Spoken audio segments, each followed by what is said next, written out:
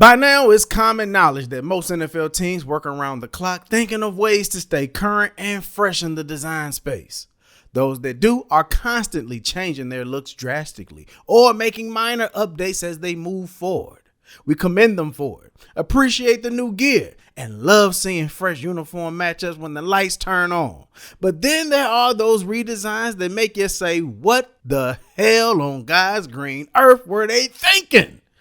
And the thought crosses our mind for one of three reasons. They abandoned a beloved identity, tried too hard to lean into that modern look and feel, introduced a visual system that looked cluttered, unreadable, or cheap on television. And unfortunately, a handful of teams have met this fate. And though they try to sweep it under the rug, we haven't forgot. It's on record. And we're going to call it out. First to the stage for worst redesign in NFL history, I bring to you the 2013 Jaguars. All right, let me go ahead and get this off my chest. It's not like every component of this uniform is ugly, but there are enough glaring holes, or shall I say mishaps, that put it at the top of mind when I think about the worst redesigns in NFL history. Let's start with the most important piece, the helmet, which can make or break any uniform. The bizarre two-tone finish was their attempt at being different, but sometimes being different ain't always good. And shout out to Shad Khan, as he was getting his chops as an NFL owner, and maybe he wanted to make a statement. I don't know. But from an aesthetic point of view, people have said this thing looks like someone left it out in the sun too long, and I couldn't agree more. I've seen other teams try this like Alabama State University, and I've had the privilege of even making them in team builder at one point, which was fun to make, but not so fun to look at. And allow me to educate the viewers as we step away from just looks, because that wasn't the only problem with this helmet. On the field, the helmet gave a slight edge to opposing teams, especially opposing quarterbacks. See, a good quarterback was able to detect when a defender had their back turned to them, because they had a pinpoint target to look for. If they saw black, pull it back. But if you saw gold, make the throw. And in the NFL, players are too damn good to give them a competitive edge off something so simple. Then you had other elements that irked me like crazy, like the pointless Jags patch on the chest of each look. And since we're on the topic of looks, let's talk about that color rush set, which was supposed to convey all gold, but instead it was all wrong. Thankfully, they only wore them twice, if I'm not mistaken. But this is a case where the helmet is just such an eyesore and a competitive liability that it takes away from rather an okay uniform. The Tampa Bay Buccaneers are one of those teams that have a near perfect track record when it comes to uniforms. There's the creamsicle, which let's all agree have aged very well. The Super Bowl era, which has lasted the test of time. Even their stab at an alternate pewter look has grown on me in recent years, but there was the short window that got them out of character. The 2014 Bucs fall into the category of teams that abandon an identity that people love. Their uniforms were perfectly fine, and yet they felt the itch to fix something that was far from broken. When the new one dropped, it was widely criticized for being overly futuristic and just flat out over-designed. The alarm clock style numbers were a problem. When you glanced at the white jersey, the color distribution on the numbers is all wrong as well. When you have a red number with a light gray stroke, then a pewter stroke with an orange stroke on top of that, it's going to make the light gray look teal whenever it catches the light. And that's just dead wrong. They enlarged the Jolly Ranger decal on the helmet, which we could deem a bit excessive. And what was up with all this chrome, bro?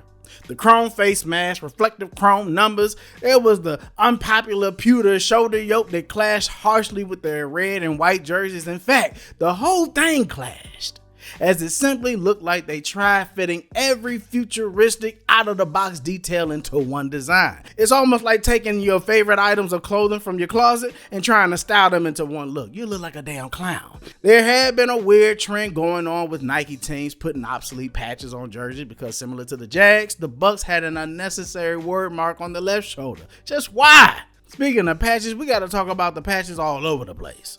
They had mismatched patches on the sleeves, Bucs on the left, their ship icon on the right. And then they had the nerve to put the Buccaneer flag on the hips of the pants. You know what?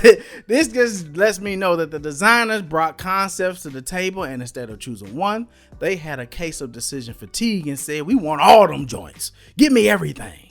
And don't get me started on those orange accents, which I understand was a callback to their past, but the execution just wasn't there. Ultimately, these never caught on with the fan base or anyone for that matter, as they were mocked from start to finish and labeled an aesthetic train wreck. Not to mention, this look coincided with a period of poor on-field performance, with the team suffering losing seasons 5 of the 6 years they wore them. Luckily, they eventually came to their senses in 2019 when they moved back to a more up-to-date version of their Super Bowl uniforms worn between 1997 and 2013. And good, because I doubt Tom Brady ever signs with them if they were still walking around with this abomination. In April of 2015, the Cleveland Browns unveiled their new uniforms, but they probably should have kept them hidden for everyone's sake. And this is another case of a Nike design template, so I start to see why people get on Nike's bumper a little bit, because in those early years of getting a league-wide license, they were tripping. In the design notes at the time, the Cleveland Browns uniform was written up to be cutting edge, but really it looked cartoonish. Starting with the jerseys and that big-ass Cleveland word mark across the chest. I swear, it makes me think about LeBron shouting at the top of his lungs, "Cleveland, this one's for you!" But seriously, the large industrial-style block lettering pushed the numbers down awkwardly, and the numbers had this weird reverse drop shadow with that chainmail texture, particularly on those orange jerseys. Moving down to the pants, I'm still trying to figure out why the word Browns was written vertically down the side. But when you peek deeper into this design, you'll notice they changed the tone of orange to a much brighter neon-like orange. That made people look at it and say, wait a minute, something isn't right here. And for the record, I love me some variations in a uniform closet. The more clean combinations you have in the tuck, the better. But this Browns closet was just too much. There was one, there was two. 3 to the 4, 5, 6, there was 7. Oh, I ain't done. 8, 9. Woo! I'm out of breath like I climbed 9 flights of stairs.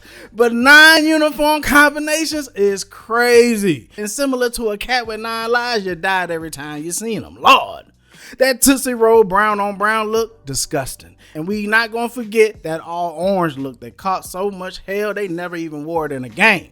Lastly, y'all know how I feel about uniforms and records. Look good, feel good, you know the rest.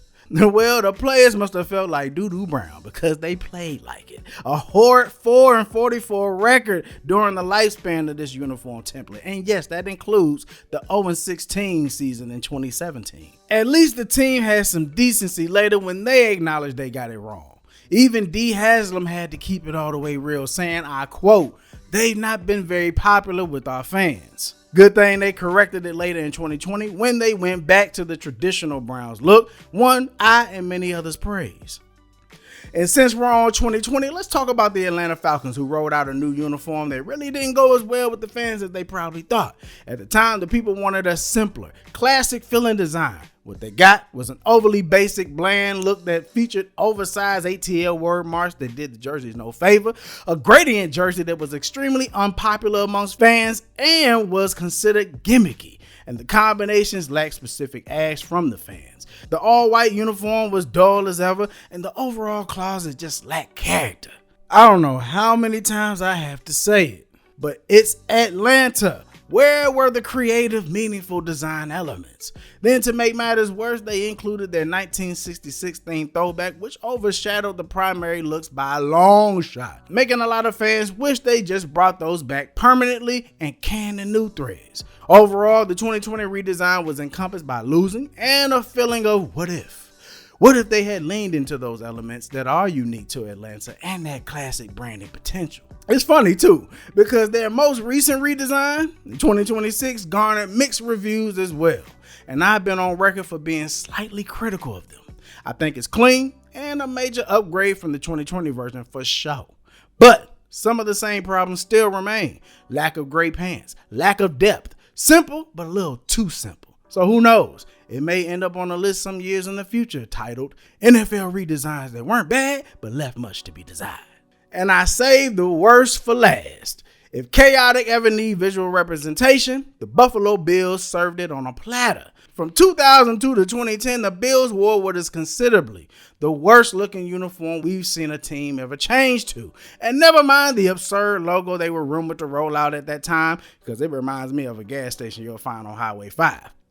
But sticking to the uniforms, from the wild mixtures of blues to the hideous and unnecessary side panels, this debauchery shifted the team away from that beautiful powder blue jersey to a darker, what some call hideous shade of blue. They replaced their helmet with a more metallic, darker charge in buffalo. And I'll say this, the home version of these weren't as bad as the away version. Mixing royal blue with navy is already grounds to have your mental checked. But judging by the navy shoulders and red side panels, which didn't match the pant stripe, it's safe to say whoever made the call on these wasn't wrapped too tight. People refer to these as the Frankenstein, and such a name should never be associated with a professional team's uniform of any sport. So that tells you everything you need to know. Even former offensive lineman Ross Tucker said it was the worst uniform he ever played in during his 18-year career, and I can't help but believe such a claim. Now, you know what's crazy? The Bills wore these bad boys for 9 years. So that tells you they actually liked them. Y'all ever had one of your boys roll up with the ugly chick? You don't think nothing of it, but then months, years later, they're still together. In fact, they're married. Oh, Lord. Well, that's what happened with the Bills here. They were married to this look long enough to burn it in our minds as the Buffalo Bills look of the 2000s, which, you guessed it, was accompanied by a playoff drought. Luckily, they got the divorce and the rest is history. And you see their fans or other uniform enthusiasts have nothing negative to say regarding their uniform ever since. In fact, I say that they've done well for themselves in the uniform department. Let's hope it can help them make a Super Bowl appearance for once. In the end, it all comes down to teams doing the right thing. Sometimes that means putting forth the right design that the majority can rock with. And other times it means leaving your original look alone so you can avoid some of the mishaps I just listed here. And as you can see, this dilemma doesn't discriminate. It can happen to young franchises, old ones, laughable teams, and respected ones.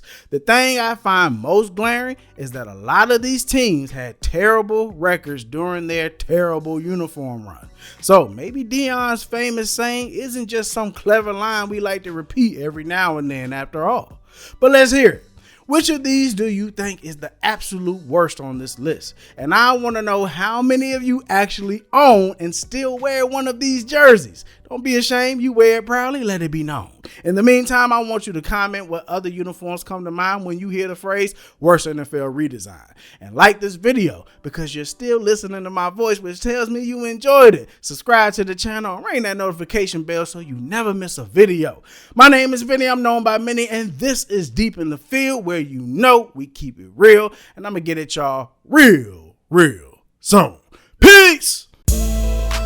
Deep in the field, yeah, you know deep in the field. Deep in the field, yeah, gotta keep it real. Deep in the field, so deep in the field, yeah, I gotta keep it real. Deep in the field, yeah, I gotta keep it real.